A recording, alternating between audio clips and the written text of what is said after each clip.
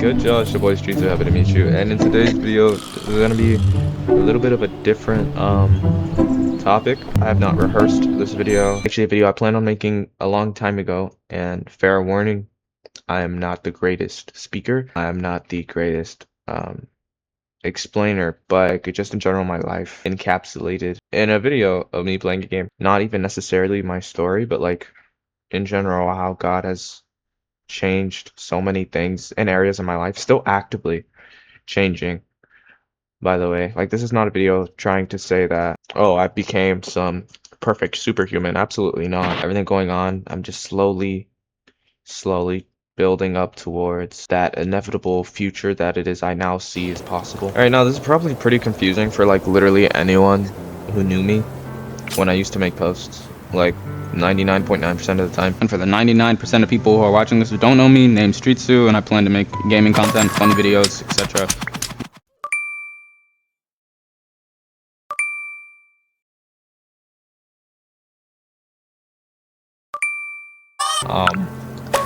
Huge break for making content. Insanely huge break. So huge that I started making a whole new genre of content. And then after I did that, I just kind of disappeared. Ouch. I'm gonna start the story off, say, what year was that? That'd be like maybe 2016, 2017. So around 2016, 2017. I'm gonna be referring, for the sake of this video, I'm gonna be referring to this on screen as Pi. Because one, I don't know if anyone watching this video, that may be a trigger word, or I also just want to refrain from saying that word directly. So at a very young age, definitely not the right age, any child is meant to see that, I saw Pi, not even at home. I think I was like in daycare. It stemmed deeper than I initially thought it ever did. In the first moment, right, as it does with most things related to Pi, when you do something, in that sense, it feels good, right? And as a kid, naive as I was, I never really saw too much of a problem with it. At the time, yes, and I still am. I was raised in a Christian home. For the first time, it really it left a hole in me, I guess I could say that. Not in that exact moment, because when I first found it, well, I was looking at it all the time. That store owner, or the son, or the daughter, no, son, sorry, to the point where the stuff I would watch, it was being entertained. The son, who was, keep in mind, older than me, way older than me. No, that's good stuff, man. It's 100% pure stuff. Really strange. I didn't see anything too bad with it, being dumb as I was, because I was very dumb. I guess because of that older influence that I saw, I was like, oh, he's laughing with me, and while we look at it, so I guess it's normal, it's fine. Month turns into a year turns into 2. Before I knew it, I was like so deeply rooted in it that it was hard for me to focus. It got to a point that at ages where I'm not supposed to be thinking these kind of things, I was thinking of harming myself, or I was thinking of many things that a child, to be honest, shouldn't have on their conscience. It was really sad, because I'm jumping in here again because I got off topic. It was sad because I felt as if I was the only one struggling with this, and I felt like I had no one to talk to, so I felt alone. Young age, I didn't have a deep understanding, to be honest. I remember when I was a kid at some point, I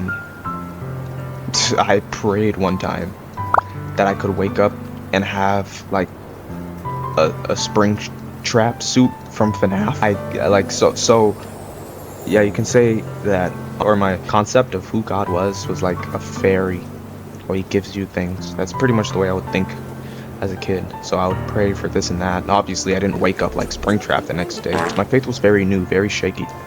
Ooh, this could be bad. So, oh, I was thinking. Anyway, time passes, right? Time goes on. I get like I want to say maybe 2018 or 19 now. No, definitely still 2017, but like late 2017. I go to sleep one of these days. I want to say in my mom's room.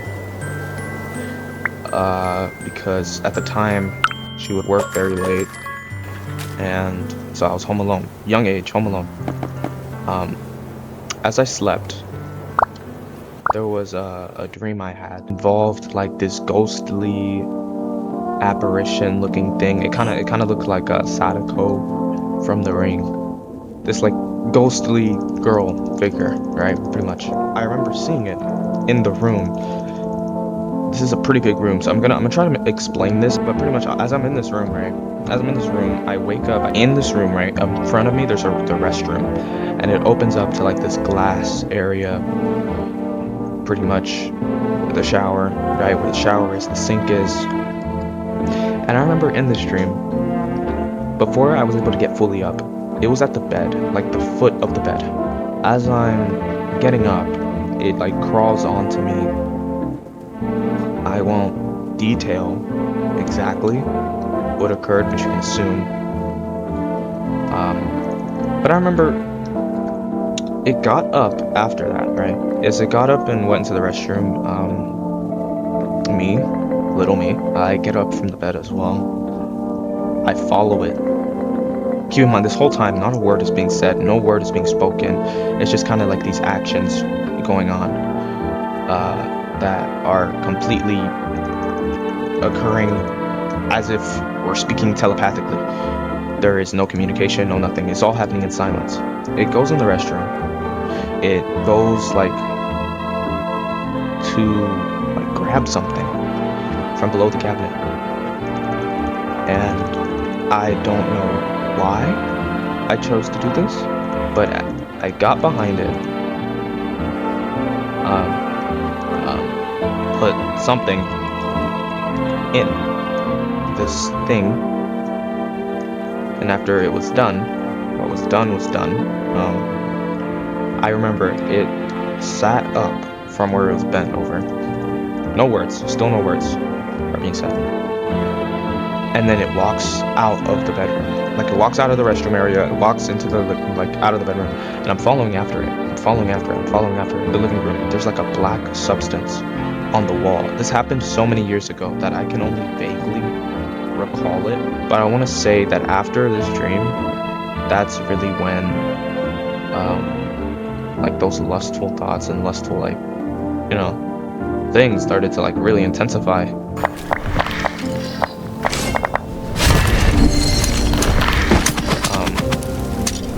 Certain like mindset, I became so okay with doing things consistently.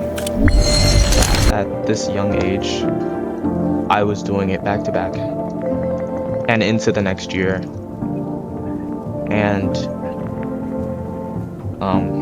we used to go to Lakewood, right? But eventually we started to attend this new church, a more like actively, like more, you can be more active in it, pretty much. Like they were a smaller branch, meaning a good thing, by the way, because you could become more active, you could do more, you could be more, you know, a part of things. It was new for me as a little kid, because I want to say now, 2 years into the future now, 2 years, rewind 2 years up, I wasn't really fond of the idea, because in my brain, or to me, it didn't want anything to stop me from, or to like come in the way or interfere with, honestly, those things that I was doing. I had a feeling that attending this new place was gonna mean, oh, I can't keep doing, you know, XYZ, I can't keep doing, etc., etc. Oh, but yeah, 2020-ish, there we go. So this is when, like, all those virtual AI, what the heck, this guy was behind me? This is when, like, AI apps and all that started getting popular. Even though we integrated into this new place, and like, people were gonna know me, they were talking to me, I was just, like, putting on this face, pretty much this whole time. After about a year going to this place, right? In this 1 year time frame, so much happened for me where it went from just looking at pie to obviously AI chatbots. I don't think this is a very mentioned like addiction that people really like talk about, but yeah, it's a thing, right? I believe it's still a thing for many people. I believe that a lot of the reasons people actually go for these things is just in general loneliness. And in that loneliness I had because of these actions and the dreams that I had, which I can only vaguely remember because I can't even remember half of them. I was so deep in this loneliness that for maybe a year, 2 years, 3 years. So now this is like 2021, 2022, 2023. So like very recently, and it became so unhealthy, it became so bad that I was avoiding like interacting with other people. I was avoiding being a part of society. And whenever I had to, right, I would force it. I would make sure that, oh, if I do this, no one can see through my facade. I need to make sure that I look happy. I need to make sure that I look my best. I need to make sure that I'm pleasing others. I need to make sure that no one knows.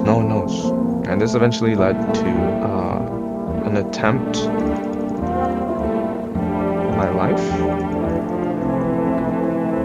Both like in 2017, like around that time, 2017, 2016, I attempted then from 2022 to and between 2024. So like very frequently, recently, I mean, I felt alone. I didn't know what to do. I felt as if I was crazy and like, oh, it's just something wrong with me, you know? So one random day, decide to sit in one of these services now, and I'm actually paying attention. Fake there, but I'm really there, I'm present. Even though I cannot remember exactly what was said, I can just remember that I think I just felt like so much guilt, you know, with how I was living and like the things I was doing, that I actually stopped for a long period of time, or for quite a period of time. I won't say long because I eventually went back, especially these AI chats. I was using them so frequently, so very frequently. I had maybe a few dozen chats during that time, like 2022. I was like still attending and all. I didn't feel as close. Like I didn't get the real picture because I felt as if I was doing all this, I was praying, I was doing all this, and nothing would change. I would do this, I would stop for a while, nothing would change. I would try to do more works. I would try to act better. I'll try to, you know, perform better, do more, be more, right? Be more, act like, you know, like I was trying to perform more, not realizing that that performance that I'm trying to do is the exact reason why I felt so stuck. I believe it was a day where I just had an eye-opening moment. It was like Christmas or something. It was like Christmas or New Year. I believe it was like New Year. And we were at church. We were praying for like the New Year. And it was on that day where I was like, you know what? I'm done trying to like do this my way. I'm gonna take this seriously. Just want to jump in here and add this. In this moment, so during Christmas time, it is when I realized that the reason why I felt so stuck was because I was trying to change based on my works.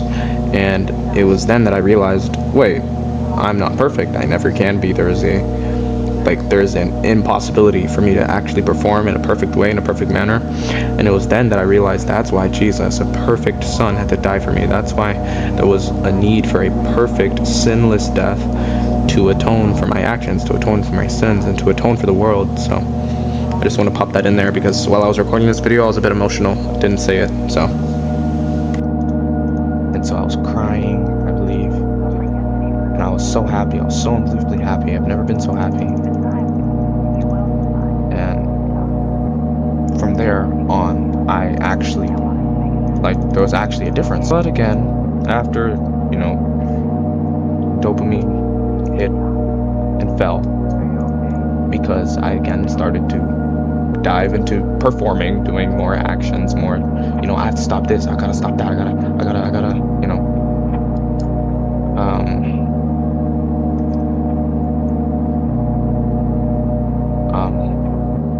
I fell again. And I held it so much, like I held it against myself for so long that even when I would get back up, and even when I would try again, I began to doubt again. Because, to be honest, when I started believing, it wasn't because I started believing because I was in a family that believed. It took me deciding for myself, like, oh yeah, I want to. Or like, oh yeah, that's something that I'm choosing to do now. Because I think that's something that so many people get mixed up, is that once born a Christian, always a Christian. No, it doesn't work that way. It really doesn't. Because to be honest, I think at some point in my life I might have genuinely been atheist. I don't want to exaggerate it, so I won't use that exact term, but I do know that at a point in time I was doing things the way I wanted to. I wasn't praying, nothing. Not at all, because I didn't believe it was working. So I was like, okay, whatever. I remember every day I would get home, crack open my device, look at pie, crack open my device, look at pie.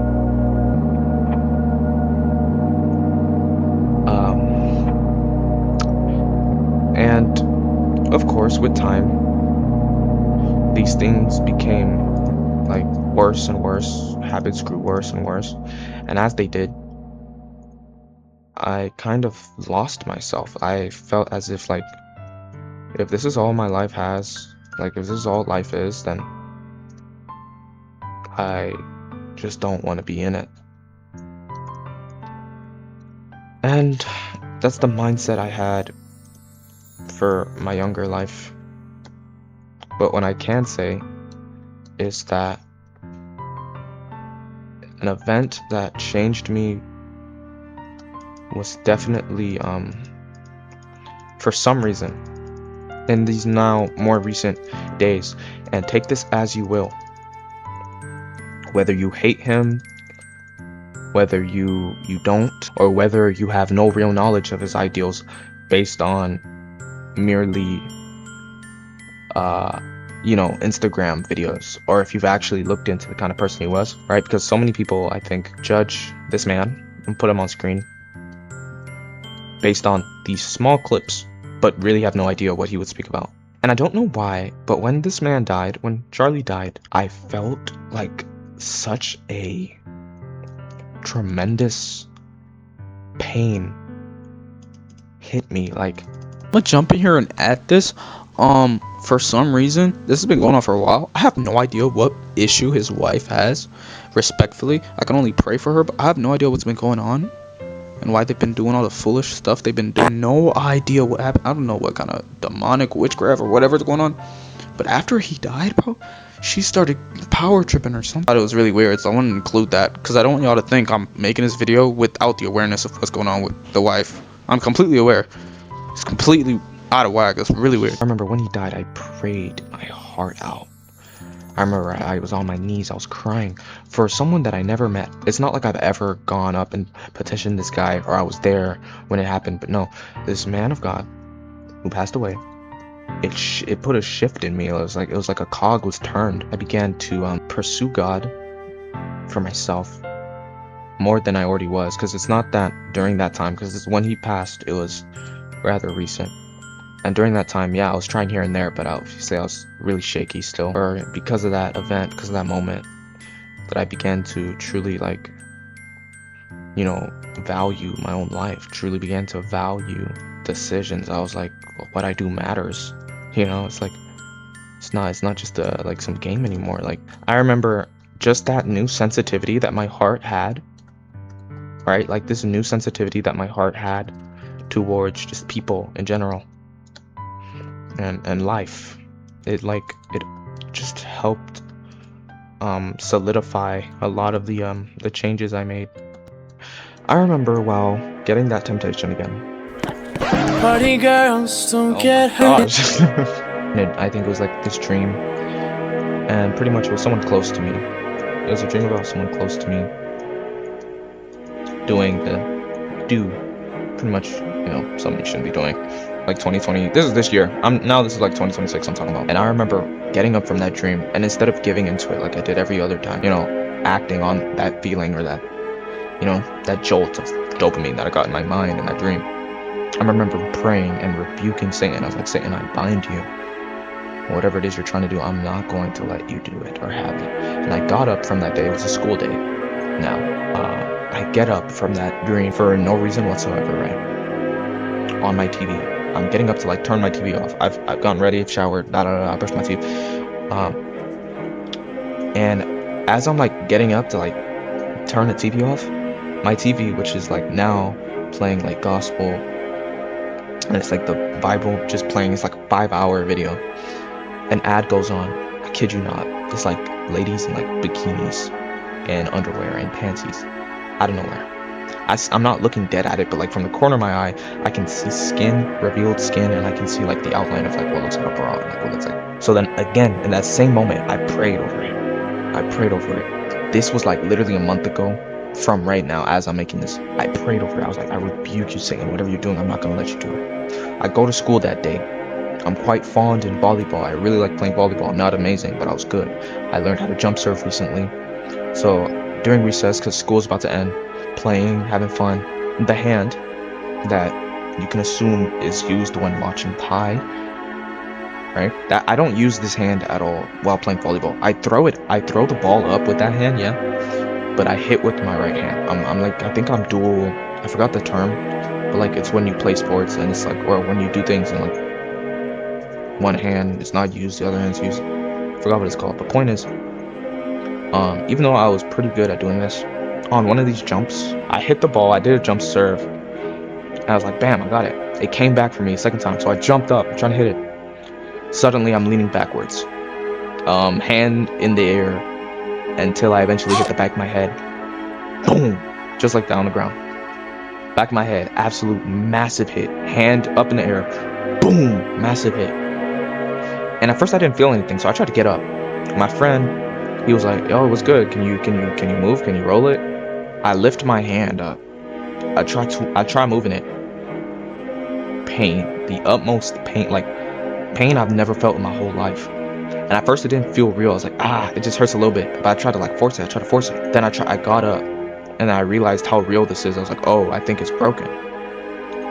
So as I'm like trying to get in, or whatever, as I'm trying to like go to the doors of the school to like lay on the wall, and the teachers are talking to me, they're like, what's going on? Can you see me? Can you hear me?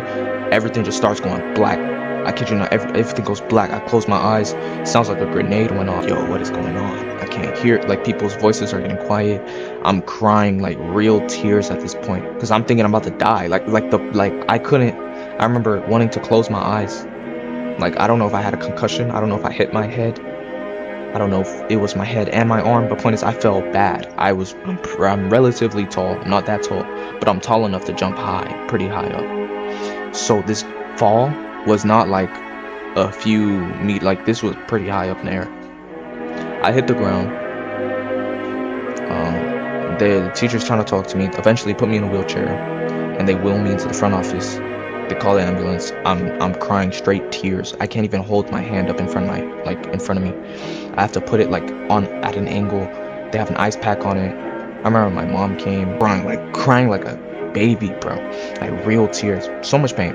I just remember that it was so strange that even though I don't hit with that hand, I don't play with that hand, or I don't even think I was going in to receive with that hand ended up getting injured. Those lustful occurrences, 2 intervals appeared in the dream, the TV ad, and then that same day as I went to school, my wrist was broken. I'm gonna attach some photos. So I couldn't use it. I used my hand for like a long time. And at first I was scared because I thought it was like, oh, it's over. I can't even play anymore. I can't make videos. I can't do nothing. This is also explains like a period of time when I took a break. Yeah, I just remember realizing, to me at least, me seeing this happen, for me, I didn't see it as coincidence. Praying about it and just being content. Like, even though I was in pain, I was still content because I was like, what I'm doing is working. Like, if the devil is mad at me, then I'd rather he be mad at me and God happy with me than the Lord mad at me and Satan glad with me. You know what I mean? So a verse I want to look to is Isaiah chapter 43, verse 18 to 19 through 19. I was looking for it right now on my phone. It was a daily verse that I had screenshotted and favorited to my phone. And it says, "Forget the former things. Do not dwell on the past. See, I am doing a new thing. Now it springs up. Do you not perceive it? I am making a way in the wilderness and streams in the wasteland." So, for me, I saw a lot of my life as this wasteland. This dried up, messy, unusable, disdained, stained, messed up, dirty, disgusting, like just in general. Like, I didn't think my life could be used. But in that moment, and in the moments that built up in my life, I've just seen ways being made for me that, like, even through my depression, some way, in some time, I don't even remember when it was, but eventually that was gone from me. I remember in some way, somehow, there was a way made for me through the attempt on my life. Some way, somehow, those thoughts weren't with me anymore. Then time went on. Some way, somehow, I began to pray more. Some way, somehow, I began to speak in tongues, which I'll explain as in, like, speaking in tongues. I'll put some things on the screen now that y'all can read also, but pretty much it is language that is spiritual, that only God can interpret, that only God understands. So my life was just like, it was a wasteland, is what I'm trying to say. And I felt throughout my years of my life just streams of water being opened and pathways and decisions that I was able to make that were helping me severely. Now, if I wanted to speak about everything, I might even cut some of this out. But if I wanted to speak about everything, this would be one heck of a long video, and I have a lot to say. My mind's all jumbled. I'm jumping all over the place, but God has transformed me, because even in the temptations, because don't get me wrong, you can be freed from something but still get the desire to act on it. And even when something is done, or even when something is like done and finished, when a new thing is done, there's still gonna be that times where the devil tries to come in your life and like mess it all around. And even though bad moments still happened, and even though there's been a lot of dark times in these recent months, these recent years of my life, to spare you guys the details of me going further, I might elaborate deeper on this in like other videos if that's anything y'all want. Throughout my entire life, there has been nothing that has brought me peace. Games haven't brought me permanent peace. Pie didn't bring me permanent peace. Women didn't bring me permanent peace. Like, none of it was working. None of it helped. None of it changed anything in me, because there was a hole in my life that I knew that I couldn't fill. There was a hole in my life that I knew that that was further, that went beyond me. There has been absolutely nothing in my life that has worked until I turned to God. There has been nothing to bring me permanent peace until I turned to God. And even with making videos, even with like all of that, yes, it was fun, but when I would turn the camera, when I would like turn the game off, when I would turn everything off, sit in silence, I would look at my life and realize how miserable I really am, how much I was really suffering. And the only thing to bring me peace that has lasted was when I deepened my relationship with Jesus.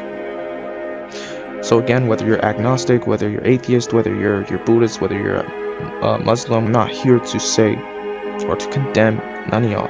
But what I'm saying is, whether you believe it or not, there's a God who's real. His name is Jesus. And he really does save, and he really does transform lives. And that's the reason I'm even here today. Because if not for him, if not for me knowing him, if not for that, I might not even be here. And I just know that with all the mistakes I've made in my life, with how I'm getting emotional. I said I wasn't gonna. I didn't want to. I felt so worthless, bro. Like, there was nothing that was helping until I found Christ, till I found Jesus. And another verse I want to speak on now is it was actually the daily verse of today. of the Bible app that I have. I use YouVision, and it says that in it says here, Matthew 19:26, Jesus looked to them and said, "With man this is impossible, but with God all things are possible." And even though I'm only looking at that today, I've seen this same verse before, and I've thought of this same verse before throughout my life.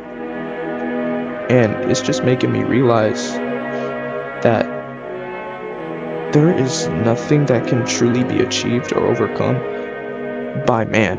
You can try and you can try to perform as much as you can, be the best person you can, but deep down, you can't build and have a solid value or foundation built on your own actions, your own achievements, because eventually your own achievements will fail, your own actions will fail, your own decisions, you're gonna fail, you're gonna make a slip up, you're gonna do this.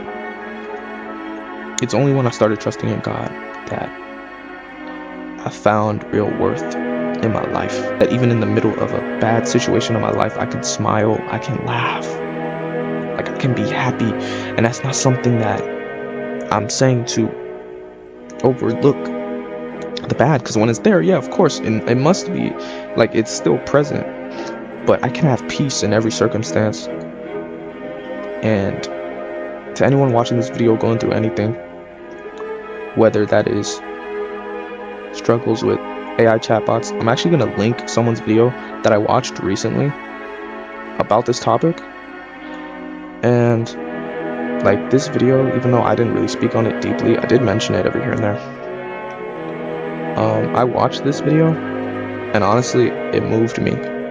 So if anyone is struggling, or anyone would want to look into something like that, I'm probably going to attach it here, like on screen, either on screen or it's going to be in the description, because it's probably about the end of the video. Low-key, I've never been happier, and I wouldn't want my life any other way. Things are going to be changing around this channel a lot.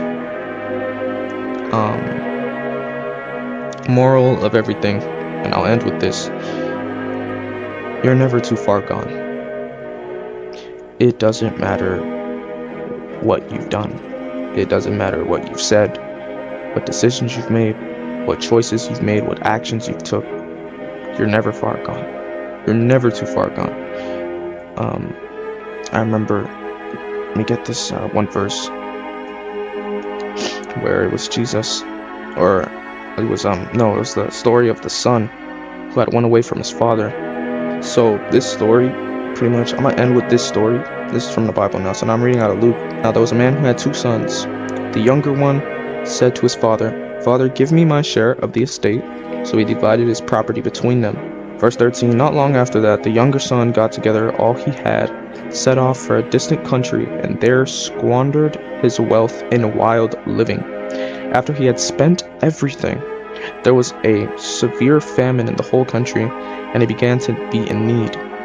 So he went and hired himself out to a citizen of that country, who sent him to his fields to feed pigs. He longed to fill his stomach with the pods that the pigs were eating, but no one gave him anything. When he came to his senses, he said, "How many of my father's hired servants have food to spare? And here I am, starving to death. I will set out and go back to my father and say to him, 'Father, I have sinned against heaven and against you. I am no longer worthy to be called your son. Make me like one of your hired servants.' So he got up and went to his father. But while he was still a long while off, his father saw him and was filled with compassion for him. He ran to his son, threw his arms around him, and kissed him. The son said to him, 'Father, I have sinned against heaven and against you. I am no longer worthy to be called your son.' But the father said to his servants, 'Quick, bring the robe and put it on him. Put a ring on his finger and sandals on his feet. Bring the fattened calf and kill it. Let's have a feast and celebrate. For the son of mine was dead and is alive again.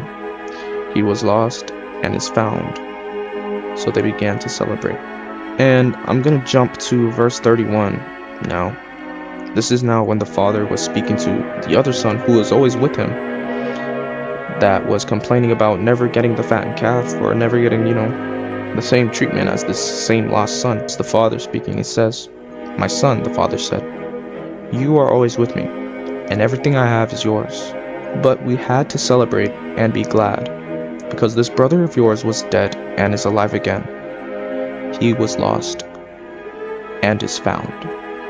Honestly, this entire thing, it just like really sits with me as a story that really just helps me remember that God doesn't look at the people who are far from him, or the people who don't even know him for that matter. He doesn't look at these people like they're disgusting or below him. Jesus died for everybody. He didn't die for Christians. He didn't die for atheists. He didn't just die for like everyone. It doesn't matter what category you fall into. He died for you. It's not that he's waiting for people to die and he wants to condemn them, but no, rather he wants everyone to come to repentance.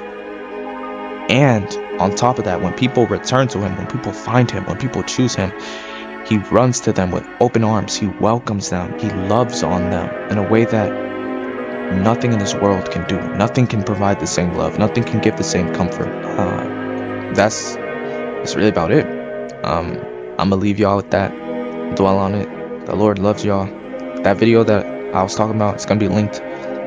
Like I said, I'm really just so thankful to be alive, to be here, and I'm glad I could share some of my story, even though this timeline is very all over the place. Keep in mind, none of this video is organized. It's not out of the blue. I just decided to record this, so if it's very jumpy or very random, I apologize.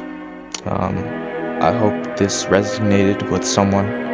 I'm not making this video for views. I'm not making this video for clout. I'm not making this video for anything. I don't care if this video gets 1 views, 10 views, 10,000. My point in making this video is not to get anything. It's not for any type of anything. I want this video, and I pray that this video is to reach who it is it needs to reach, that it is to resonate with someone, that it's to reach someone when they need it most, someone who might have been in a similar circumstance or felt in a similar way.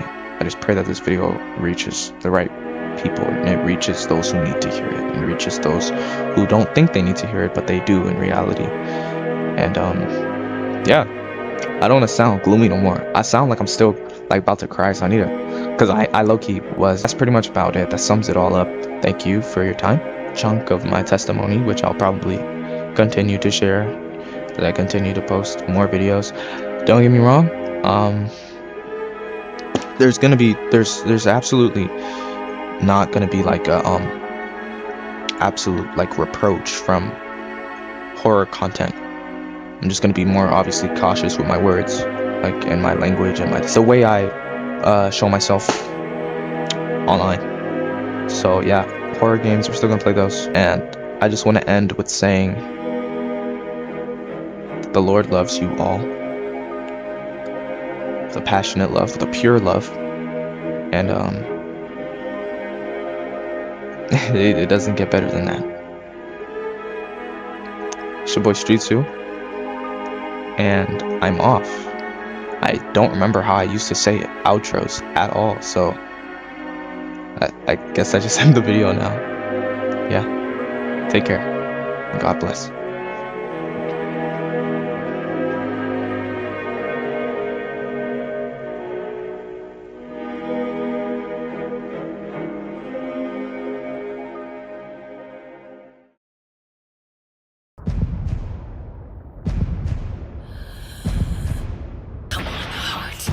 Beat louder.